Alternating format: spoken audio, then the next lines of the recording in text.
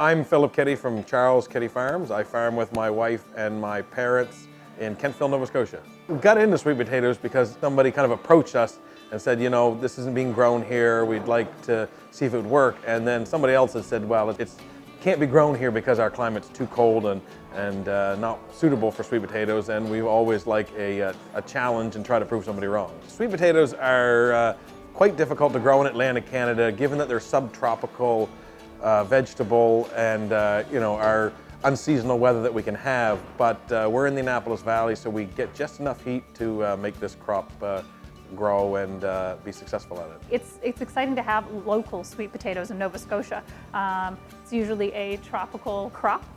So to have a farmer that's really figured out how to produce it locally so we can buy it locally and not have to import it from halfway across the world is amazing. Another thing I really love about having a local sweet potato farmer that we can work with is we can work with them to help utilize products that are a little tougher for them to sell. So not all sweet potatoes are the standard size that you usually see in a grocery store. Some of them are really big and some of them are really small, and so they've got to work to figure out how can we use this product so it just doesn't go to waste. So in a food service establishment, we're able to use like the crazy jumbo sized sweet potatoes that they don't sell very well at the grocery store. So it's a great way to use products and help with sustainability efforts as well, which is awesome. Over the years, we've had to kind of adopt some different practices. We're using like a black mulch to increase soil temperatures. We've had to look at a lot of drip irrigation and fertility programs to feed the potatoes. A lot of water and food when they're rapidly growing to get it to a marketable size. Sweet potatoes are a nutritional powerhouse. I love sweet potatoes and love to see folks eating them because they also are one of the few vegetables that I feel is like comfort food.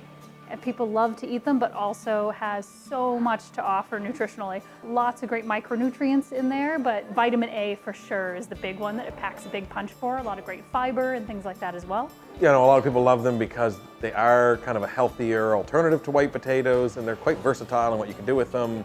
Sweet potato fries has, done a lot to bring awareness to sweet potatoes as a vegetable. It's a very accessible vegetable. Some different kinds of produce people are a little anxious to try, or they'll look at an eggplant or something and be like, I don't know, but sweet potato seems safe. And even having it in unusual dishes seems like a risk people are willing to take, so it's a nice gateway product to get people trying different flavors and stuff as well, because they're like, oh, I see a familiar ingredient that I know I like in an otherwise unusual dish. My favorite thing to make is buffalo chicken bake with sweet potatoes.